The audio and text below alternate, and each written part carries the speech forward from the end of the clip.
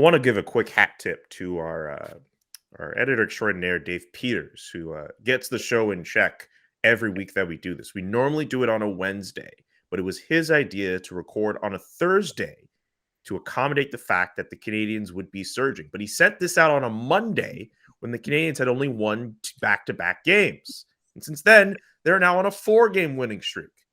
Dave Peters, wherever you are, buy a lottery ticket. More foresight than anyone else could have ever imagined. Welcome to Hockey Inside Out, where we'll talk about the suddenly surging Montreal Canadiens.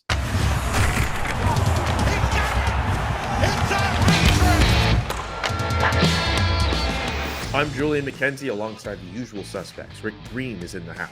Jess Rusnak is in the house. And Stu Cowan is in the house. And the Montreal Canadiens are also in the house. Can you think of the only other team in the National Hockey League with a longer winning streak than the Montreal Canadiens right now?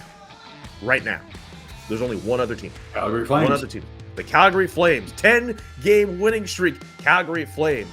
And after that, it's the Montreal Canadiens. They have a 4-game winning streak. They are the second hottest team in the National Hockey League. Jess, what has changed with this Montreal Canadiens roster under their interim head coach? I still can't believe I'm saying this. Martin St. Louis. I think he's just, put belief back in this team, that they all feel like, yes, I am capable of being a good NHL player, that we can come together as a team, that for the longest time, they looked like individuals just playing a hockey game. Now they're looking like a team and they're having fun doing so. Another thing is I think that he's saying, you know what, go out there and try. And if you make a mistake, well, you make a mistake and we'll live with it and move on. Whereas maybe some coaches in the past, if you went out there and you tried and you made a mistake, well, your butt's on the bench. You might be a healthy scratch next game. You might be demoted by a line.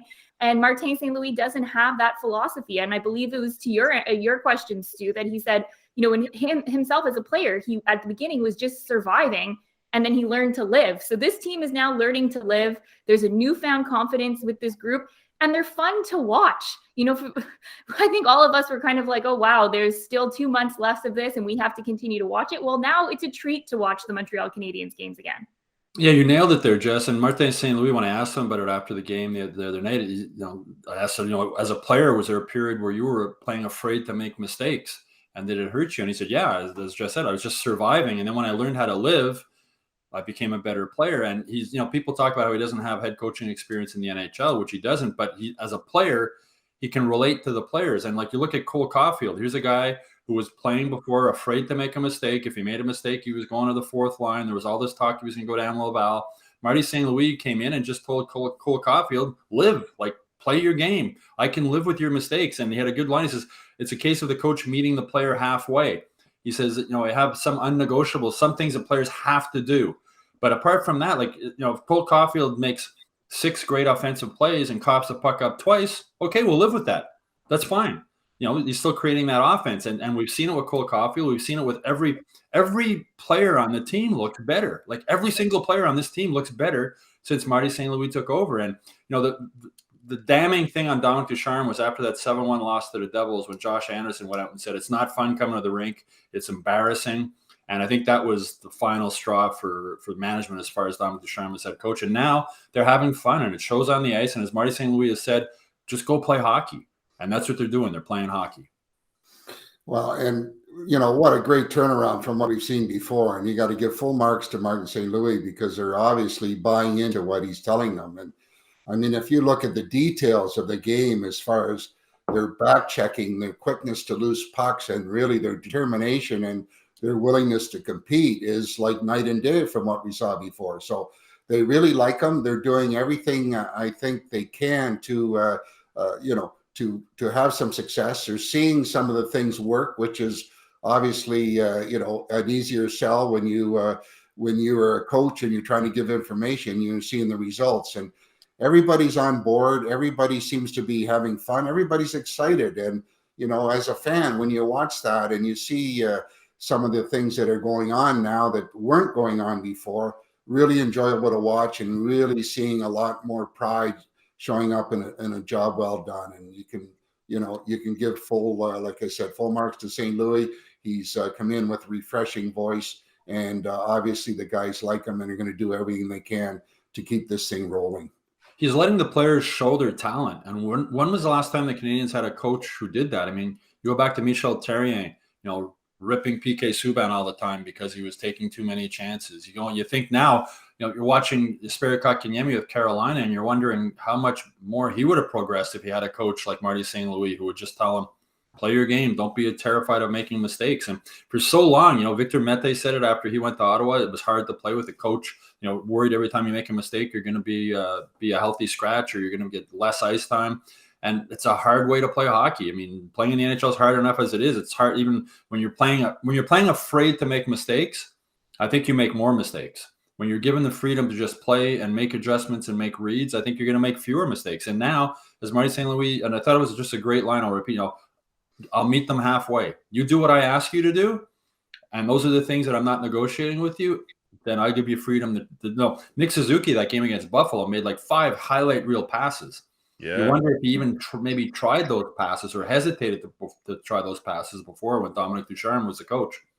But also something that he mentioned, that when they have the lead, it's not time to sit back. Let's keep pushing. And he even said, that's kind of the most annoying way to play when he was a player. And I think, first off, that's what Kent Hughes wanted to bring to this team. That's what fans want to see from this team.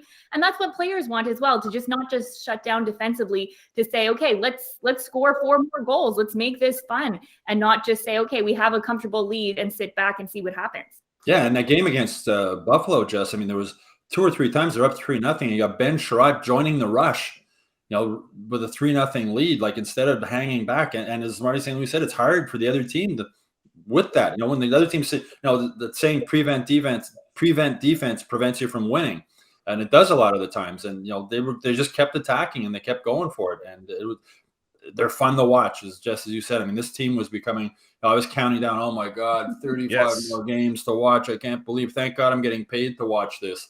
And now they're fun to watch. It's entertaining. And, he's really allowing them to be creative offensively. You just let them go, let them do what they want to do, providing that they, are disciplined in their, what I see is their third man being high and, giving up very few odd man rushes. And, you look at any type of offensive rushes against Montreal now, they have a guy high in the middle of the ice that's allowing the defense to stay up tight in the neutral zone. They're not giving the opposition much room, and I think this is a big part of their success. But it's nice to see that these changes have been put in, and really good to feel and sense that the guys really like to play this type of hockey. Yeah, Canadiens have a long history of coaching the skill out of their players. Having skilled players just chip it in and forecheck and not being allowed to play, as St. Louis said, he wants them to play north, south, and east, west, like use the whole ice surface. And you saying that, Stu, I don't know when I watched a number of the games before, how many times the Canadiens would just dump the puck in just to dump it in versus trying to, enter the zone under control and allow them to do things offensively. And this is really a big bonus. And, you touched on Sherratt jumping in on the offense.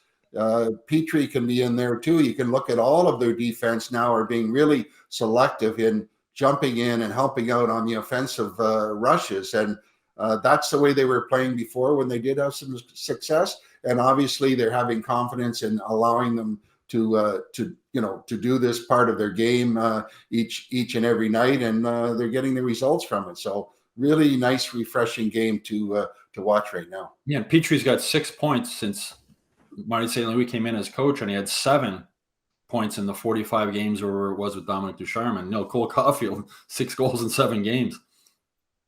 Jess, do you want a final word before we move on and talk about John Sedgwick being promoted to the role of assistant GM?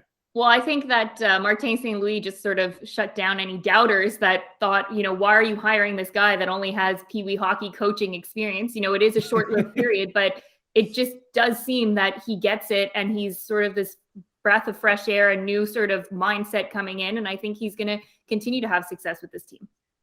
All right, well said. Let's move on to question 2.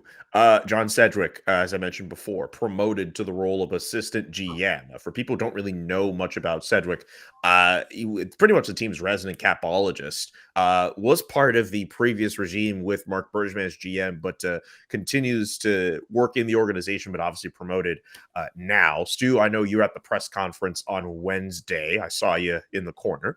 What were your takeaways from that press conference? The thing with John Sedgwick, when Gorton and Hughes came in here, they said they were going to evaluate everybody, right? Not just the players, but management staff, and obviously they've been impressed with Sedgwick. He was one of the Canadiens' most valuable people last season with all the salary cap hoops that he had to jump through. Putting guys on waivers, taking them off, the taxi squad, everything. And he's obviously a very smart guy, understands how the cap works, and that's a huge part of today's NHL is managing the cap. It's an enormous responsibility, and he did it very well last year. And I guess he's obviously, he talked about how he learned things from Marc Bergevin and others, and how he's learning other things now from Gorton and Hughes, who come in with a new philosophy. They're really into analytics, and they want to improve player development. And I like the quote that Sedgwick had. He said, "I don't like the term analytics. I like the term information." And it says any more information we can have on people, whether it's coaching or players, is going to help us. And he says, I like to learn, and he's going to learn with these guys. And it was also impressive how there's a guy from Toronto who took questions in English and French and spoke about how he's worked on improving his French since he got the job here. He works with a tutor and will continue to improve. You could tell he was a little bit nervous speaking French, but he did a really good job. And it's admirable that he has made the effort to do that in this city. And he's been around since 2013, and, he knows the organization well. And, you touched on analytics, and Gordon said coming into it that he would really like to expand on that. And I guess from what I'm understanding is Sedgwick is a big analytics guy. So he was the right place at the right time with all the credentials, and knowing that, he knows the organization and he knows all the players, so to speak, coming in, then it's going to be a bonus. And, they're obviously making changes. He was always kind of behind the scenes. You never really saw too much of him or heard too much about him. But obviously, he's a guy that they're going to put trust into, helping the organization move forward. And when a new regime comes in, obviously they want to have their people in place, but I think it's good also to have some continuity, someone who knows this organization inside out. And they have hired quite a few rookies. Look at Kent Hughes, no experience as a GM. Bringing on Vincent Lecavalier, no experience as an advisor as well. So having someone who has done this job for a long time, well, not necessarily that job, but part of the organization, being part of taking care of the salary cap and understanding what the needs are. I think it was a good move from them to promote someone within who shows a lot of promise. Yeah, and he said he's been interesting working with Kent Hughes because he's coming at it from a different angle as a former player agent. And he said he's negotiated contracts before with Kent Hughes for players he was representing who were with the Canadiens. Sedgwick had 2 more years on his contract. That helps him. And Jeff Molson's already paying a lot of people not to work for the Canadiens right now. But I don't think that's the main reason why he was kept on. I think he obviously impressed Gorton and he impressed Hughes with his knowledge of the cap. And he has a bit of that. Bergevin had that old school GM mentality, and Sedgwick learned good and bad about that. And now he's going to learn from these new guys, and it'll be a combination of both. So I think he's a good fit with the 2 new guys coming in. Cole Caufield is the subject of our next question here. He seems to be doing he's doing okay, I guess. 6 goals in 7 games, 10 points in his last 7. He's smiling after every goal that he scores. He looks like a completely different player. I've seen people joke about firing Dominic Ducharme twice because he's essentially robbed Cole Caufield at a run at the Calder Trophy. Remember when we all thought he was going to win the Calder at the beginning of the year? I mean, I don't know if this run he's on now will help him get in the leaderboard of the Calder Trophy race, but at least for himself, he's having a good month. Rick, what do you think is behind Cole Caufield regaining his scoring touch? Well, obviously, full credit to Martin St. Louis and pushing all the right buttons. And bottom line out of all this is look at the ice time that this young man is getting right now. Anyways, anywhere between 17 and 21 minutes the last few games. So he's been given the opportunity, and he's grabbing a hold of his chance to show that he can really get the job done. And he's skating. He's getting to those areas which are allowing him, obviously to use his shot, which we've always talked about how great it's been. And now he's executing, and you got to give full compliments to his teammates also with Suzuki, and Anderson as a great trio as far as complementing each other. And wow, they're really fun to watch, and they're really making things happen. And this is the Cole Caufield that we were hoping to see earlier, and now with St. Louis giving him the amount of opportunity to play. And speaking about, listen, if you make mistakes, it's part of it, but you're going to go back out there and play. And he's bought into that, and has taken full advantage of his opportunity, and he's making things happen, which is really great to see. And he's putting him in a position to succeed. And I think for the longest time under Dominic Ducharme, that was a question that we've always had, like, why is Cole Caufield not getting, certain minutes? Why are you playing him on this line or not playing him at all when he has proven himself after having a few good games? And I think the big thing, too, is Cole Caufield looked up to Martin St. Louis. He said that he was the player growing up that he idolized. He wore number 26 because of him. And I think it helps when there's a coach who is very similar to you as a player. He played that same kind of way, and he knows how to mentor Cole Caufield, and he's feeling really good about himself, giving him a lot of confidence. And something that we've mentioned before is that he's not playing scared, that he's going out there, he's doing the stuff that people want to see from a player like Cole Caufield. And so far, he's just been thriving from it. And he really has found that confidence within himself, thanks to the new coach. Yeah, I think I mentioned in a previous show, I think, my buddy Dan Robertson, the play-by-play guy for TSN Radio, I think nailed it when he said about Ducharme, how he coached systems instead of coaching players. And the system was the same for every player. Like, he didn't coach individual players. And now we're seeing the difference with Cole Caufield, where you have a coach, Marty St. Louis, coming in who can understand, a talented player himself, small player himself. And he's told Cole Caufield, just go play. And as you were mentioning earlier, I'll live with your mistakes. I know you're going to make mistakes. Marty St. Louis said, I used to make a lot of mistakes when I played, but I wasn't afraid to make them. And, it's going to create more scoring chances than he's going to make mistakes in a game. And that's what you want. And he's not thinking, he's just playing. One of the things I've noticed is when he shoots now, he hits the net almost all the time. Before, he was missing the net almost every time he shot. And I think that was just a case of just thinking, too much going on in his head instead of just letting his body react and play the game. And he's been a goal scorer, I'm sure, since he was 5 years old. He's been able to score at every single level. And, think of that, not long ago, we were talking about how Cole Caufield has to go back to Laval to try and get his confidence.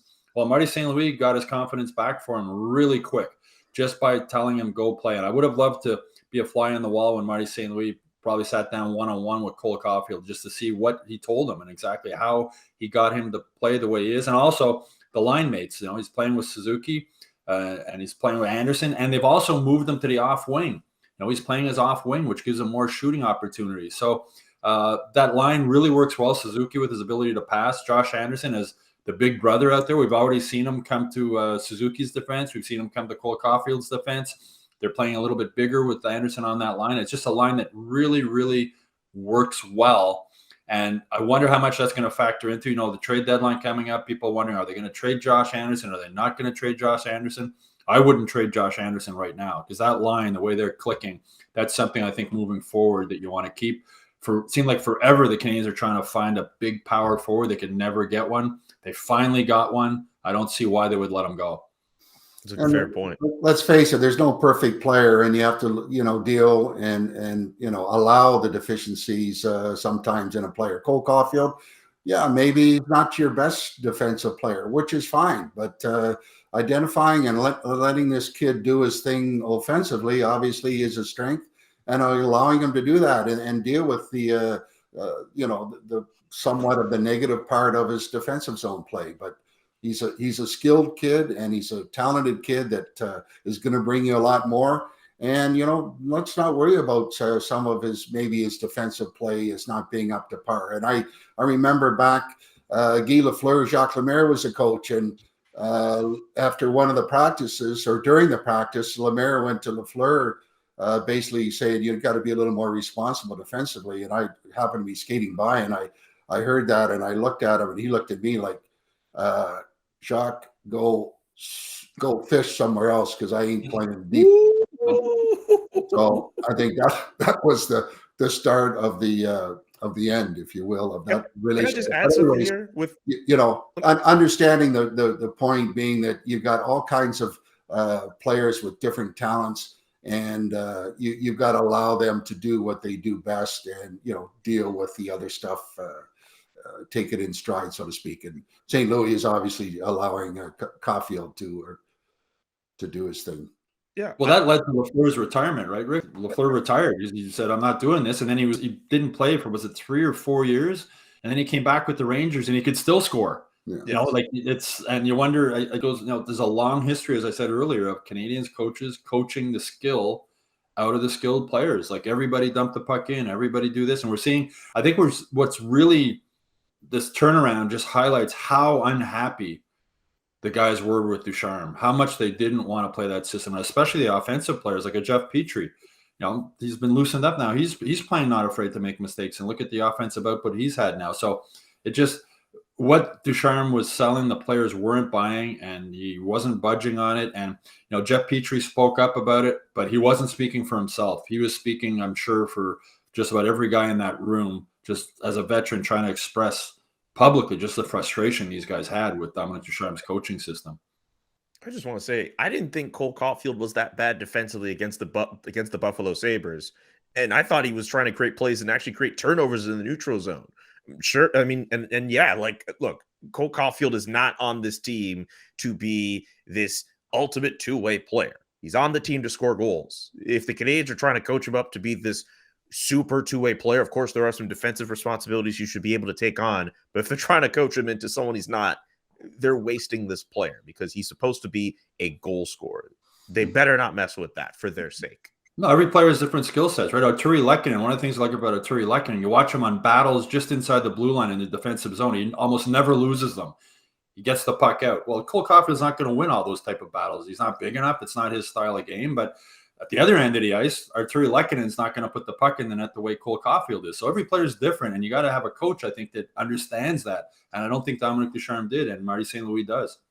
And in putting him together with Suzuki and Anderson, I mean, like I said, they complement each other, and Suzuki can do his thing defensively, a smart guy that's going to allow Cole to do his thing on the offensive side. So I think that it's really, really important, and we're seeing it, that you put together some guys that really work well together and just go with it. And obviously right now they're doing the job big time. I think Jesse mentioned earlier, like, the smile on Caufield's face. When he first it's noticeable, his facial expressions. He looks happy. He's happy. Like, you see him on the bench, he's happy. And before, you could tell the joy of playing the game had gone. Like, it wasn't there. He wasn't having fun. Well, St. Louis said that he wanted to make hockey fun again, so maybe he should start selling some hats. Make hockey fun again. I like it. And when you're playing 6 or 7 minutes a game, you're not having that much fun. Let's be careful about them hats. Let's go on to Sam Montembeault, who actually recorded his first ever his first ever shutout in the National Hockey League on Wednesday. There we go. I was able to get out that sentence in that victory over the Buffalo Sabres. Congrats to him. It was the goalie at one point. A lot of people were questioning his NHL future with the way that he was playing, but he's looked really good as of late for the Montreal Canadiens. I believe that's 3 consecutive wins for him throughout this stretch of play, which, again, the Canadiens are on a 4-game winning streak, the second hottest team in the National Hockey League. Jess, do you think Sam Montembeault might actually have a future with the Montreal Canadiens? I think so. And if you asked me this a few months ago, I would have said, no, this was a nice little tour that he did here. But especially, we don't know what's going to happen with Carey Price going forward. As we're taping this, the press conference with Carey Price is Friday. So we don't have all the details about that. But regardless of that, Carey Price is going to be 35 this summer. He's had a lot of miles on his body. How long can he really be the goaltender of this team for?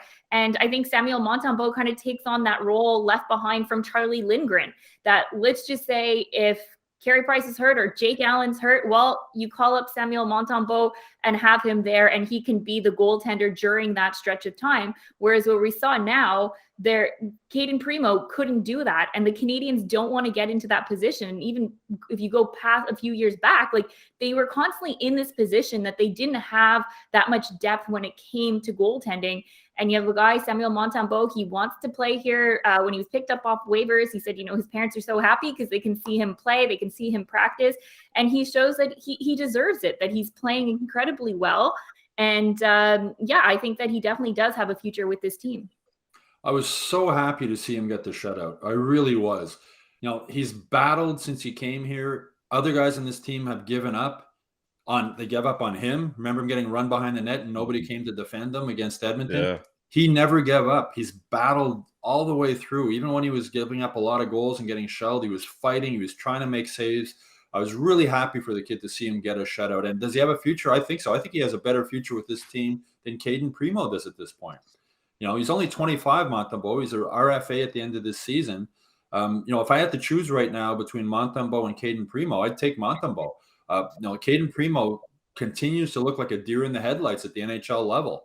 And even when Montembeault was giving up goals, he didn't look like a deer in the headlights. He looked like he was just, he wasn't getting a lot of help. He was letting in the odd bad goal here and there, but he was also playing through a wrist injury. You got to remember too. He wasn't 100% healthy, but they had to keep playing him because they didn't have anybody else. Primo was getting shelled.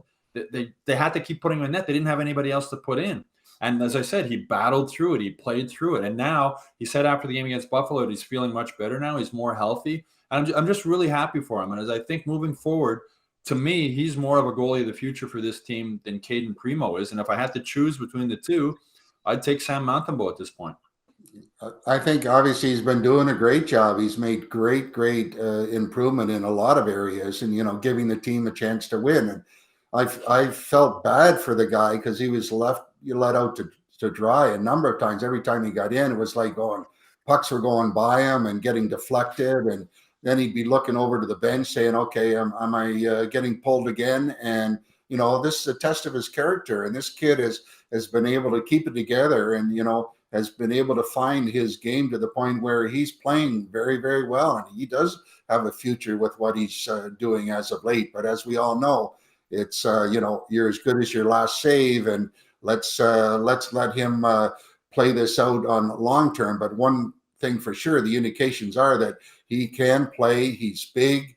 He's a competitor, and he wants it. And, that's what you want to have on your hockey club. And really happy for him. He was going through a real tough spell there with everything seemed to be, snake bit as far as, pucks going by him. And he kept it together and he's been working and, he's getting some results. So hats off to him. And I hope it continues for him. And I'm also happy for Andrew Hammond. What a great story that is. The Hamburglar. First start in, I think it was 4 years, plays really well, gets a win.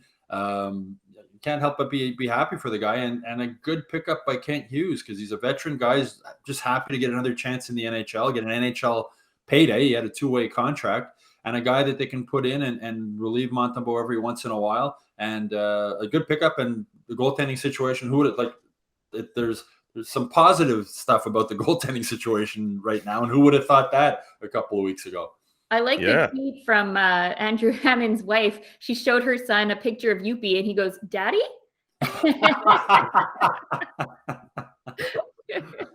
Does not think her dad looks like. But again, if we're talking about that serious, yeah, she tweeted that. Talk about Montembeault battling. I mean, Hammond battling. I mean, playing in the minors all that time, and finally getting the chance and making the most of it. And that's so much of pro sports, right? Is making the most of the opportunity when you get it, and he did that. This is the most positive we've spoken about the Canadiens all season. It's nice, isn't it? It is a pleasant change of pace. To watch again. It's as I said earlier. I mean, I was counting down the days till this season ended, and we didn't have to watch them anymore. And now they're fun to watch. Yeah, we just have to see how the rest of the season goes. They'll go to Ottawa over the weekend, and they'll have some other few games after that, of course. The season continues for the Montreal Canadiens, but at the very least right now, we can say the Montreal Canadiens are on a winning streak, a 4-game winning streak. to kind of get all the Canadiens fans out of the dumps. But First, have more episodes. But yeah, go ahead. First time since 1999, January 1999, they've had a 4-game winning streak in the regular season. They won 7 in a row in the playoffs last year, but since first time in 3 years, they've had a 4-game winning streak in the regular season. In 2019, you mean, not 1999? Sorry, 2019. Sorry, I'm Good Lord, I was about to say. Thanks for correcting me. 2019. This franchise is falling on hard times if that's what's going on. 2019, 3 years. It's all good. It's all good. Stu, Jess, Rick, a pleasure as always. And to you watching at home, a pleasure as always for you to be watching our show. Subscribe to the show on YouTube, subscribe to the Hockey Inside Out newsletter, and visit hockeyinsideout.com for more episodes and more content. We will be back next week with a brand new episode of Hockey Inside Out.